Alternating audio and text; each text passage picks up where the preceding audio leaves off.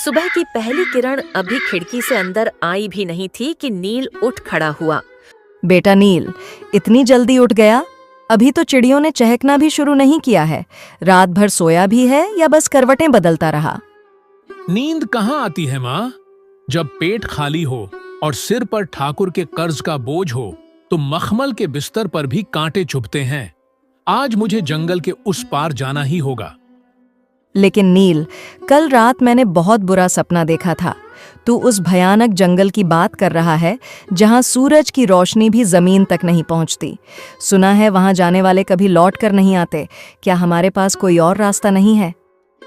रास्ता बनाना पड़ता है माँ।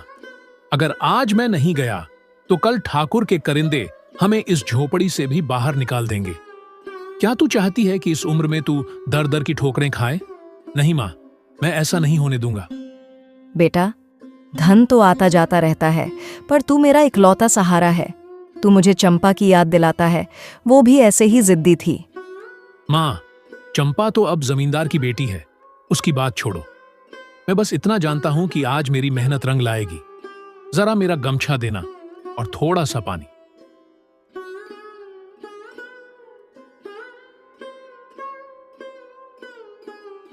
नील जैसे ही बाहर निकलने लगा, उसे दरवाजे पर काका दीनदयाल मिल गए। कहाँ की तैयारी है नील? कुल्हाड़ी की चमक बता रही है कि इरादे कुछ बड़े हैं। प्रणाम काका, बस जंगल जा रहा हूं। आज कुछ कीमती लकड़ियां ढूंढनी है।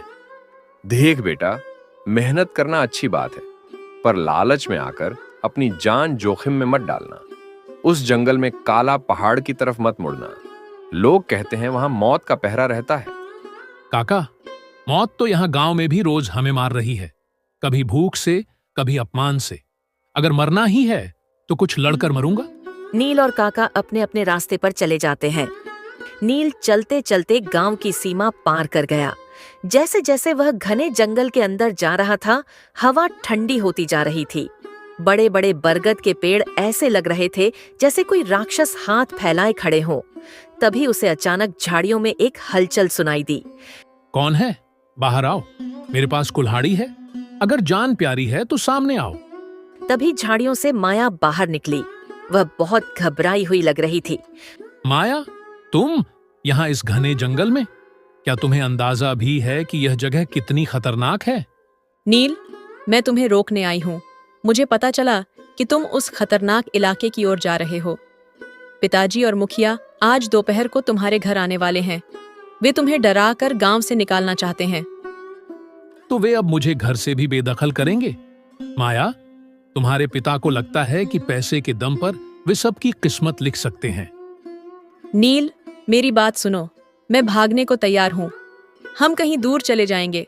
तुम अपनी जान जोखिम में क्यों डाल रहे हो? भागना कायरों का काम है माया। मैं तुम्हें भागकर नहीं, बल्कि सीना तान कर तुम्हारे पिता के घर से ले जाऊंगा। मैं साबित करूंगा कि एक लकड़हारा भी सम्मान के साथ जी सकता है। तुम अभी वापस जाओ, कोई देख लेगा तो मुसीबत हो जाएगी।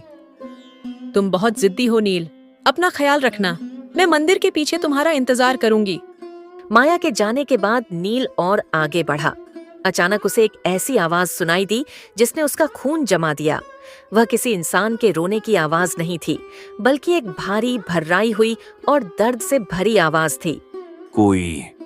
कोई तो मेरी पुकार सुने। क्या कोई इंसानियत बाकी है? नील के कदम जम गए। उसने अपनी जिंदगी में कभी किसी जानवर को इंसानों की तरह बात करते नहीं सुना था। यह क्या जादू है या मेरा भ्रम? कोई अदृश्य शक्ति बोल रही है। वह आवाज की दिशा में बढ़ा। एक गहरी तालाब के पास उसने देखा कि एक विशाल बाघ, जिसकी खाल सोने की तरह चमक रही थी, एक भारी भरकम लोहे के शिकंजे में फंसा हुआ था। हे भगवान, इतना बड़ा बाघ! और यह बोल रहा है। युवक, भागो मत। मैं जानता हूं तुम डरे हुए हो, लेकिन क्या तुम एक मरते हुए जीव की आंखों में दर्द नहीं देख सकते? मेरा पैर इस जहरीले जाल में फंस गया है। तुम बाघ हो। अगर मैंने तुम्हें आजाद किया तो तुम्हारा अगला निवाला मैं ही होऊंगा। मैं तुम्हारी बातों में नहीं आने वाला। क्या तुम्हें लगता है कि मैं इतना नीच हूं? जिस हाथ ने मेरी जान बचाई हो, क्या मैं उसी को काटूंगा? मुझ में भी एक आत्मा है युवक। मुझे इस जाल से मुक्त करो। मैं तुम्हें वह सब दूंगा जिसका तुमने कभी सपना भी नहीं देखा होगा। तुम मेरी गरीबी का फायदा उठाना चाहते हो। तुम जानते भी हो कि मैं कौन हूं।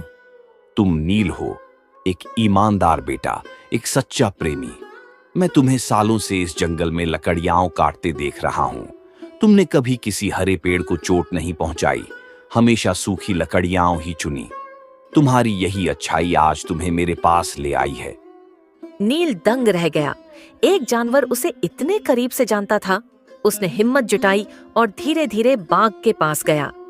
ठीक है, मैं तुम पर विश्वास कर रहा हूं, लेकिन अगर तुमने मुझ पर हमला करने की कोशिश की तो मेरी कुल्हाड़ी तुम्हारी गर्दन पर होगी।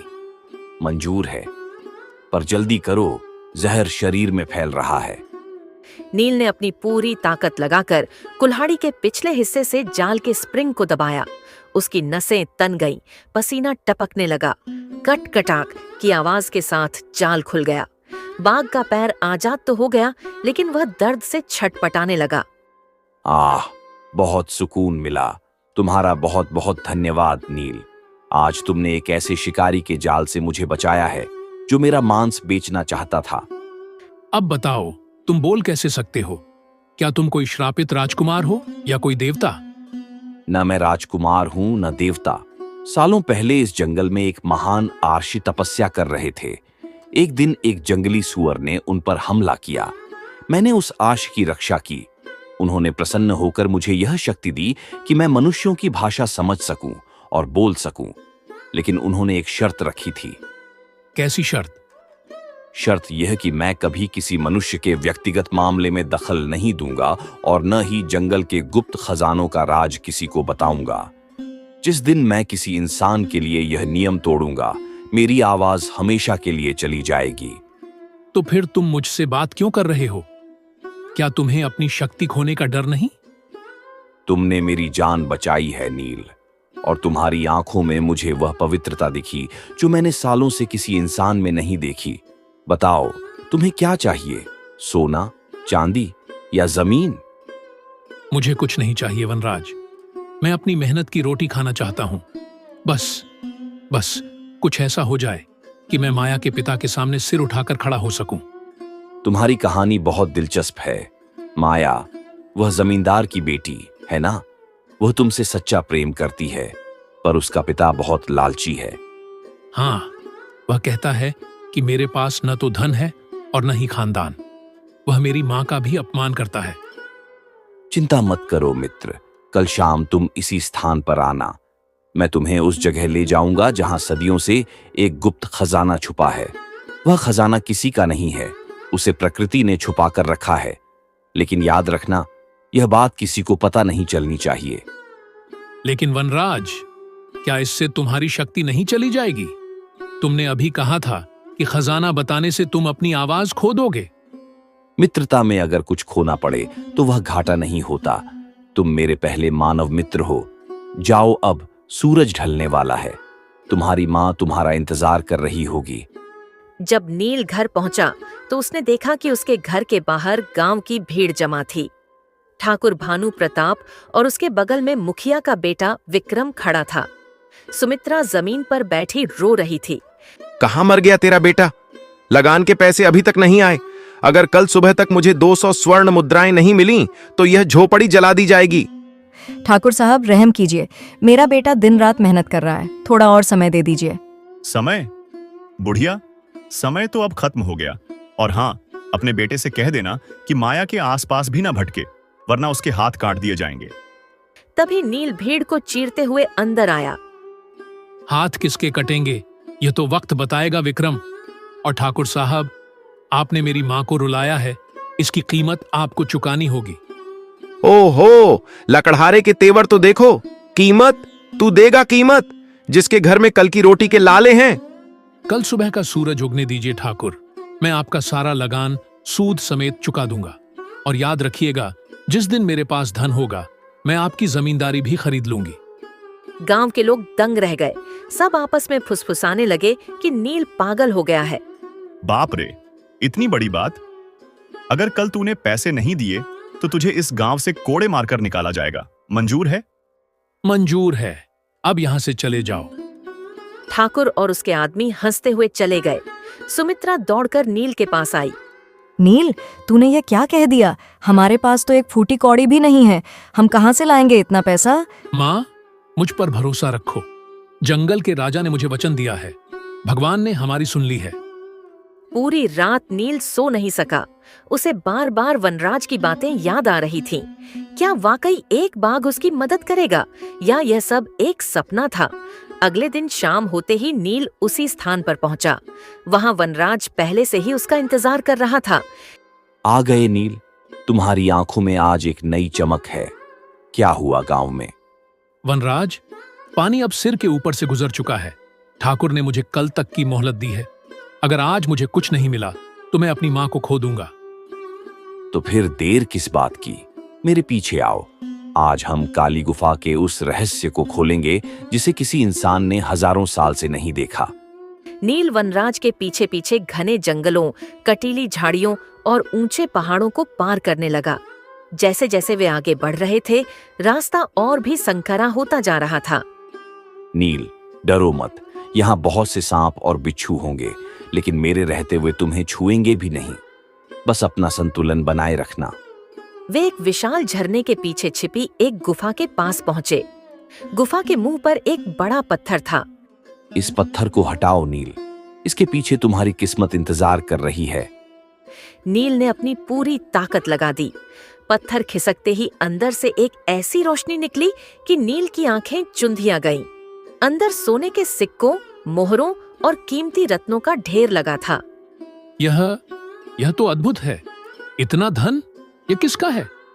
यह एक प्राचीन राजा का खजाना है जो युद्ध के समय यहाँ छुपाया गया था।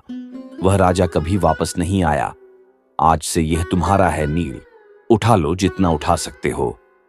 नील ने अपने झोले में स्वर्ण मुद्राएं भरनी शुरू की। उसकी उंगलियां सोने के स्पर्श से कांप रही थीं। वनराज, मैं तुम्हारा एहसान कभी नहीं भूलूंगा। तुमने मेरी जिंदगी बदल दी। नील, अब मेरी बात ध्यान से सुनो। जैसे ही तुम इस गुफा से बाहर निकलोगे, मैं अपनी बोलने की शक्ति खो दूंगा। यह अंतिम बार है जब मैं तुमसे बात कर रहा हूं। नहीं वनराज, मुझे यह धन नहीं चाहिए। अगर इसकी कीमत तुम्हारी आवाज है, हम बस मित्र बने रहेंगे। नहीं मित्र, मेरा वचन पूरा हुआ। तुम्हारी खुशी ही मेरा इनाम है। बस एक वादा करो, चाहे कुछ भी हो जाए, किसी को यह मत बताना कि यह खजाना तुम्हें कहां से और कैसे मिला।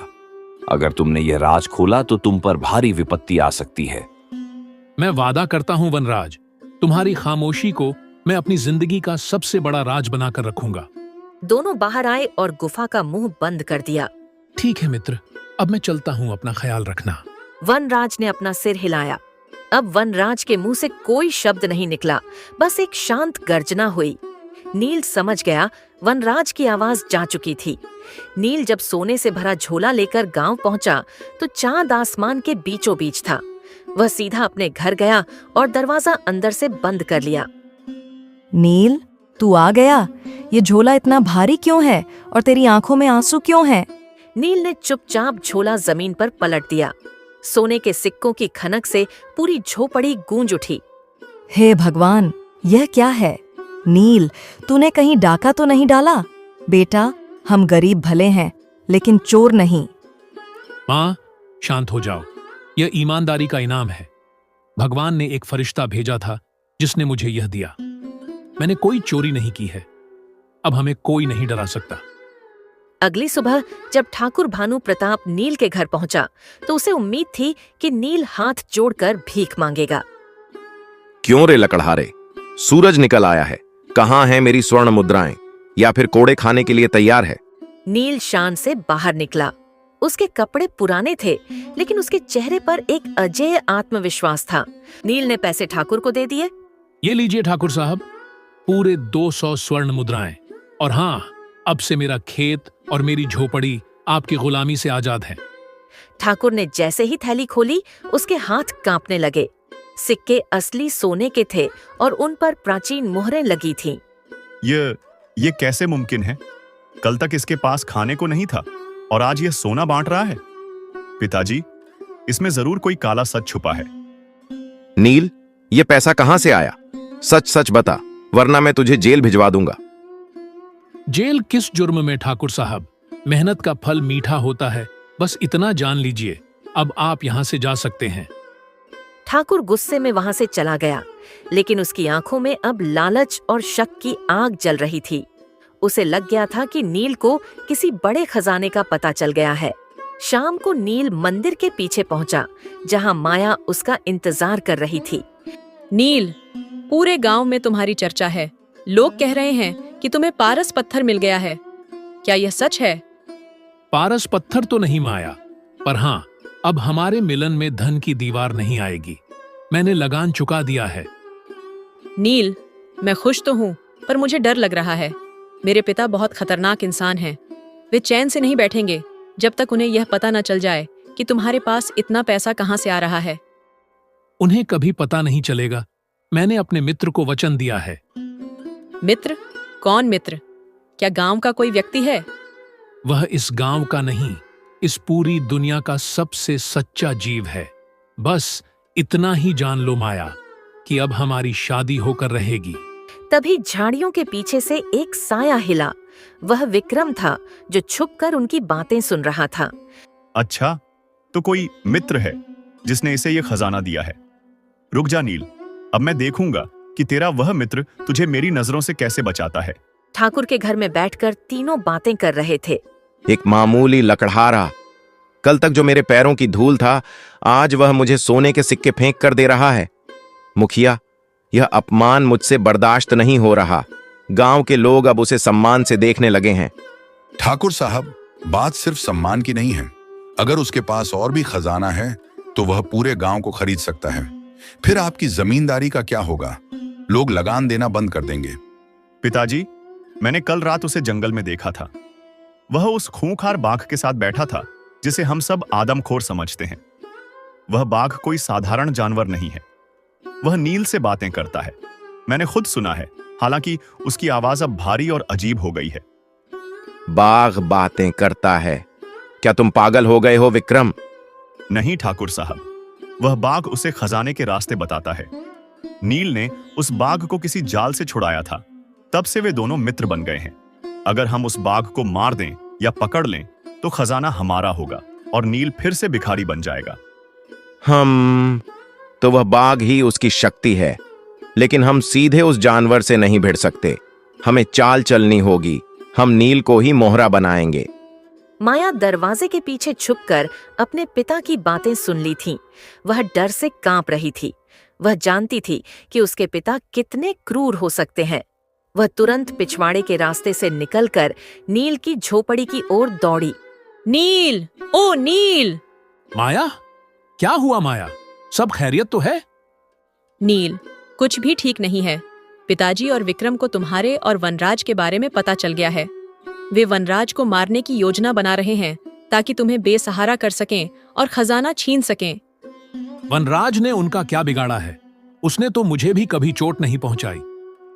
उन्हें इससे मतलब नहीं है। वे कल सुबह जंगल में आग लगाने वाले हैं ताकि वनराज बाहर आए और वे उसे जाल में फंसा सकें। और नील, वे तुम्हें भी नहीं छोड़ेंगे। वे तुम पर चोरी का झूठा इल्जाम लगाकर गांव की पंचायत में तुम्हें सजा दिलवाएंगे। माया, तुम वापस जाओ। अगर ठाकुर को पता चला कि तुम यहाँ आई हो तो वे तुम्हें मार डालेंगे। मुझे अपनी परवाह नहीं है नील, बस वनराज को बचा लो। वह बेजुबान है, वह अपनी सफाई नहीं दे पाएगा। बेजुबान नहीं है माया, उसने मेरे लिए अपनी आवाज खोई है। मैं उसे कुछ नहीं होने दूंगा। अगली सुबह नील को पकड़ने के लिए ठाकुर के 2 लोग उसके घर पहुंच गए। उन्होंने नील को पकड़कर बरगद के पेड़ के नीचे लाया, जहां पंचायत बैठी थी। सुमित्रा पीछे पीछे रोती हुई आ रही थी। गांव वालों, देखो इस चोर को। कल तक इसके पास सूखी रोटी के पैसे नहीं थे और आज इसके पास शाही खजाना कहां से आया? इसने पक्का किसी मुसाफिर को मारकर उसका धन लूटा है। झूठ! यह सफेद झूठ है ठाकुर साहब। मैंने किसी को नहीं लूटा। यह मेरी किस्मत का फल है। किस्मत? क्या किस्मत आसमान से गिरती है? सच बता, तुझे वह सोना कहां से मिला? अगर नहीं बताया तो तुझे और तेरी मां को गांव से काला मुंह करके निकाल दिया जाएगा। मैं मर जाऊंगा पर अपने मित्र का राज नहीं खोलूंगा। मित्र, देखो, इसने मान लिया कि इसका कोई साथी है, शायद कोई डाकुओं का गिरोह है। नील चुप रहा। उसने अपनी आंखें बंद कर लीं और मन ही मन वनराज को याद किया। पंचायत में नील को कैद कर लिया गया। दूसरी ओर ठाकुर ने अपने शिकारियों को जंगल में भेज दिया। वे जहरीले तीर और लोहे के बड़े जाल लेकर उस गुफा के पास पहुंचे जहां वनराज रहता था। वह देखो, वह रहा वह सुनहरा बाघ, मारो इसे। वनराज अपनी गुफा के बाहर बैठा था। उसने इंसानों की आहट सुनी और खड़ा हो गया। उसने देखा कि शिकारी चारों तरफ से उसे घेर रहे हैं। वनराज चाहता तो उन सबको मार सकता था, लेकिन उसे नील का वादा याद था कि वह इंसानों पर हमला नहीं करेगा। नील, तुम कहाँ हो मित्र? क्या तुम्हारी जाति के लोग इतने निर्दयी होते हैं? अचानक एक जहरीला तीर वनराज के कंधे पर लगा। वह दर्द से दहाड़ा, लेकिन उसके मुंह से आवाज नहीं निकली। वह भागने की कोशिश करने लगा, लेकिन तभी एक भारी जाल उसके ऊपर गिर गया। तभी विक्रम आता है। पकड़ लिया। अब देखते हैं यह जादुई बाघ हमें खजाने तक कैसे नहीं ले जाता। इसे घसीटकर गांव ले चलो। शाम के समय गांव के बीचों बीच एक पिंजरा लाया गया जिसमें वनराज कैद था। वह लहूलुहान था और बेबस दिख रहा था। नील को खंभे से बांध दिया गया था। देख नील, तेरा मित्र अब मेरे पिंजरे में है। अगर तू चाहता है कि मैं इसे छोड़ दूं और तेरी मां को सलामत रखूं, तो हमें उस खजाने की गुफा का रास्ता बता। वनराज मित्र, मुझे माफ कर दो। मेरी वजह से तुम इस हाल में हो। वनराज ने अपनी दुख भरी आंखों से नील को देखा। उसने अपनी गर्दन हिलाई जैसे कह रहा हो, राज मत बताना नील, चाहे मेरी जान चली जाए। ठाकुर साहब, इसे छोड़ दीजिए। ये तो बेजुबान जानवर है, इसे मारकर क्या मिलेगा? हटो बुढ़िया। विक्रम, कोड़ा लाओ। आज यह लकड़हारा बोलेगा या फिर यह बाघ मरेगा। विक्रम ने कोड़ा उठाया और नील पर बरसाना शुरू किया। आह, मार डालो मुझे, पर मैं गद्दारी नहीं करूंगा।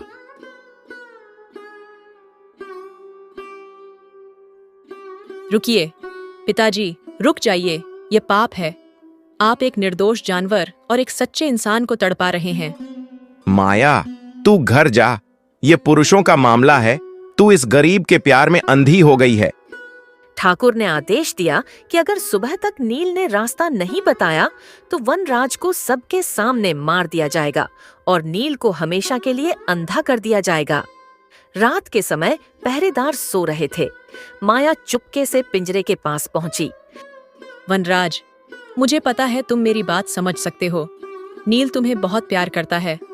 मैं उसे छोड़ा नहीं सकती क्योंकि पहरा सख्त है, लेकिन मैं पिंजरे की चाबी ले आई हूँ। तुम भाग जाओ। माया ने पिंजरे का ताला खोल दिया। वनराज बाहर निकला, लेकिन वह भागा नहीं। वह सीधा उस खंभे के पास गया जहां नील बंधा था। उसने अपने दांतों से नील की रस्सियां काट दी। वनराज, तुम आजाद हो गए। भागो यहां से मित्र। वनराज ने नील को जंगल की तरफ इशारा किया और दोनों जंगल की तरफ जाते हैं। तभी ठाकुर और उसके आदमियों को पता चल जाता है। ठाकुर और उसके आदमी जाग गए थे। पकड़ो उन्हें, वे भाग रहे हैं। मार डालो उस बाघ को। नील और वनराज जंगल की ओर दौड़े। उनके पीछे ठाकुर के घुड़सवार और शिकारी थे। घने अंधेरे में नील और वनराज एक पहाड़ी के किनारे पहुंच गए। आगे गहरी खाई थी और पीछे ठाकुर की सेना। अब कहाँ जाओगे नील? आज तुम्हारा अंत निश्चित है। वनराज, लगता है हमारी मित्रता का अंत आ गया है। मुझे गर्व है कि तुम मेरे मित्र हो। वनराज ने एक भयानक गर्जना की। इस बार उसकी आवाज में कुछ अलग था। बिजली कड़की और मौसम अचानक बदल गया। अब क्या करेगा तेरा यह जानवर? अब तो कोई चमत्कार ही तुम्हें बचा सकता है। पहाड़ी के किनारे सन्नाटा था, जिसे सिर्फ कड़कती बिजली की आवाज तोड़ रही थी। ठाकुर भानु प्रताप की आंखों में पागलपन था। तभी नील आगे आया। ठाकुर अपनी तलवार नील की गर्दन के पास ले आया। बोलो नील, अपनी आखिरी दुआ मांग लो। आज ना यह आदमखोर बचेगा और न तुम। अगर अभी भी अपनी जान प्यारी है तो उस गुफा का रास्ता बता दो जहां से तुम वह सोना लाए थे। ठाकुर, तुम खजाने की बात करते हो। असली खजाना तो मेरे पीछे खड़ा है।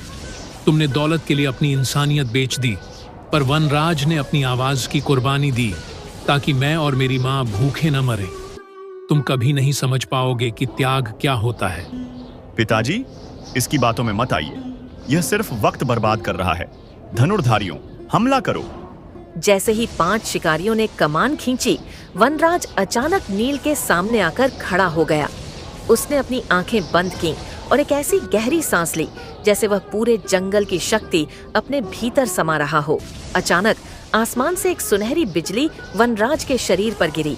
एक भारी गूंजती हुई आवाज पूरे पहाड़ पर छा गई। वह आवाज किसी इंसान की नहीं बल्कि साक्षात प्रकृति की थी। रुको, अन्याय की सीमा समाप्त हुई। ठाकुर के हाथ से तलवार गिर गई। शिकारी कांपने लगे। वनराज की आवाज अब पहले से कहीं अधिक शक्तिशाली और ओजस्वी थी। यह क्या चमत्कार है? तुम तो बोल नहीं सकते थे। स्वार्थ के लिए बोलने वाला अपनी शक्ति खो देता है, लेकिन जो मित्र के प्राण बचाने के लिए अपनी आत्मा की पुकार सुनता है, उसे ईश्वर स्वयं वाणी देता है। ठाकुर भानु प्रताप, आज तुम्हारा अंत निश्चित है। नीचे गांव में माया और सुमित्रा ने गांव के हर किसान और मजदूर को इकट्ठा कर लिया। गांव वालों, सालों से हम ठाकुर के जुल्म सहते आए हैं। उसने हमारे खेतों को हड़पा, हमें भूखा रखा, और आज वह उस नील को मारना चाहता है जिसने अपनी मेहनत और सच्चाई से गांव का नाम रोशन किया। क्या हम चुपचाप तमाशा देखेंगे?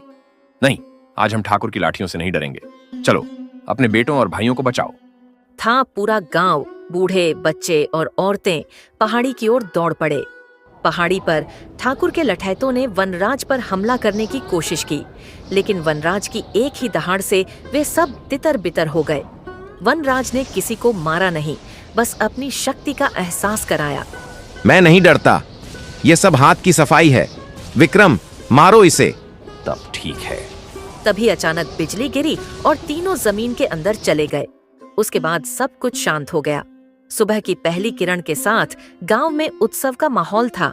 नील और वनराज गांव के बीचों बीच खड़े थे। माया ने नील का हाथ थाम रखा था और सुमित्रा की आंखों में खुशी के आंसू थे। वनराज, आज सब ठीक हो गया, पर तुम्हारी आवाज, क्या यह अब हमेशा रहेगी? हाँ मित्र, जब तक न्याय और सत्य की रक्षा की जरूरत होगी, मेरी आवाज गूंजती रहेगी। साधु महाराज का शाप केवल एक परीक्षा थी जो आज पूरी हुई। वनराज, क्या तुम हमारे साथ गांव में रहोगे? नहीं माया, मेरा स्थान जंगल में है। अगर मैं गांव में रहा तो इंसान अपनी मेहनत करना भूल जाएगा और केवल चमत्कार पर निर्भर हो जाएगा। लेकिन वादा करता हूं, जब भी तुम या नील मुझे पुकारोगे, मैं हाजिर रहूंगा। नील ने ठाकुर की सारी संपत्ति और वह खजाना जो बाद में गुफा से सुरक्षित निकाला गया, पूरे गांव में समान रूप से बांट दिया। गांव में अब कोई जमींदार नहीं था, सब बराबर थे। कुछ महीनों बाद नील और माया का विवाह हुआ।